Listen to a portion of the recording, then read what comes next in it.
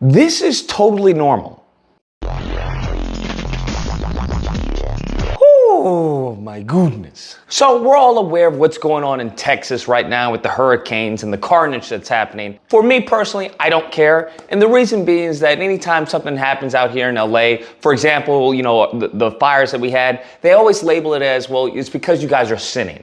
That is God punishing you because you're sinning. So, right back at you. Damn. So everyone who's happened and got yeeted, it's because you're sinning. You should turn away from your wicked ways and repent.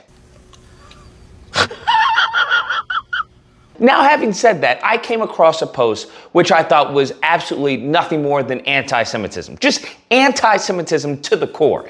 And it was this person saying that, hey, this city in Texas is Dickinson or something, and they're only giving aid, right, relief to people who have been afflicted from this disaster if you pledge to Israel. And I'm like, bro, this is disgusting. They need to get this, Elon needs to do something about this. Just absolutely wicked behavior of anti-Semitism.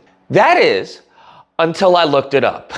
As God is my witness, it is true. Because apparently, I can't believe I'm saying this, but apparently in this city of Texas, that they signed, one of the officials, Abbott, signed a law. So in order for you to get, any type of relief, okay, from the hurricane, you have to sign this and pledge allegiance to Israel by not boycotting Israel.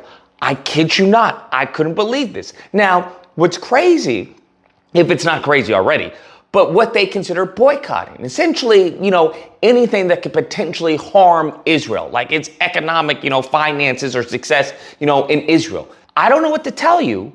But this goes back to what I've been saying when it comes to a conflict of Republicans and their bootlicking for Israel and our Constitution. Because it seems that Israel always happens to trump our Constitution. And this has nothing to do with hating Israel or hating Netanyahu. This just has to do with loving America. That's what it has to do with. So the same people who want to champion our Constitution, our First Amendment, they'll be more than happy to talk about the First Amendment, and it's just words when someone's calling a black person an N-word, right? When someone's calling them a monkey. Oh, it's just words, Lucas. Are you just gonna get really upset over words? Are you gonna get violent over words? Low impulse control. But when it comes to Israel, we see that Trump signed an executive order during his first administration. He signed another executive order during this administration. You saw what they did to Harvard, calling it anti-Semitism.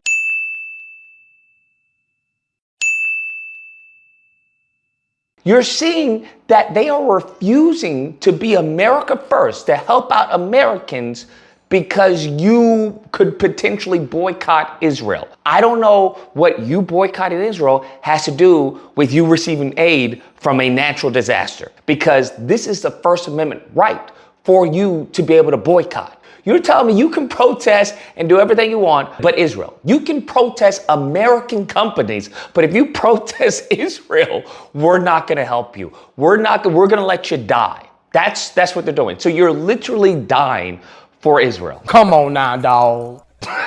in a broad sense of the term, as backwards as that is. I don't know what to tell you. This doesn't make any sense. What also doesn't make any sense is the fact that Israel has nothing in place like that for America. There is nothing in place that is showing this reciprocity in Israel. So can anyone make sense of this? Because this does not make sense to me. It's making no sense whatsoever. This is foolishness. It's not even anti-Semitism. This is now anti-American. That's what we're doing. We're actually killing American people for their First Amendment right. And I don't mean this in any type of hateful way. I don't mean this in any type of anti-Semitic way, but this is problematic. This is problematic no matter who you are. We can see that we almost got into World War III. We may still, okay? We may still, because they haven't signed anything to my understanding. They're on a ceasefire, but there's been no treaty signed. one thing after another, and I'm just like, no, is anybody seeing this? Is anybody going to do anything about this? At one point in time, do we prioritize Americans? But we can't even prioritize Americans because the goofy MAGA whatnot are now portraying that and framing that as socialism. They're now portraying and framing helping out Americans as anti-American. Oh, that's communism, that's socialism, that's Marxism and all this. But it's like, okay, if we can't help out our own, I guess we just give everyone else everything we have. I don't what's the logic here? I don't understand. How is it not socialism for Israel? How, I don't understand. Oh, well, because they buy weapons. But we buy American product, right? We are the people who keep the GDP where it is. We are the people who keep the economy afloat, right? The American people. So can't we use that same logic on us? He's out of line, but he's right. Or do we have to buy weapons ourselves? Is that what we have to do?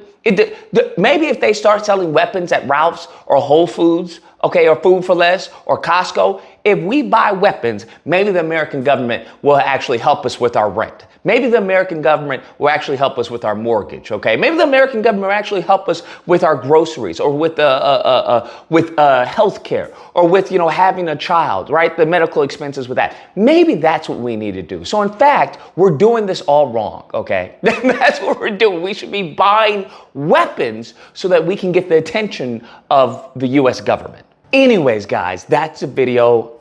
Let me know what you guys think. Whether or not you believe, Lucas, you just hate Israel and you're an anti-Semite, okay? That's what you are. Or if you believe this has nothing, and I mean nothing, to do with anti-Semitism. This is cuckoo for Cocoa Puffs. Can you imagine? Not only do they not do that for us, but can you imagine this type of law written for any other ally country? Huh? Can you imagine that? It would, I don't know. I'm at a loss of words because I still can't wrap my head around this being reality. Wow, we are cooked.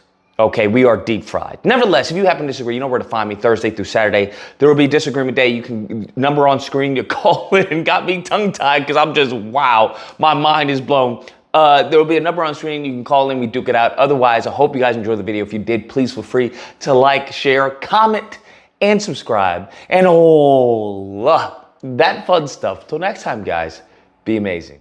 Until I looked it up.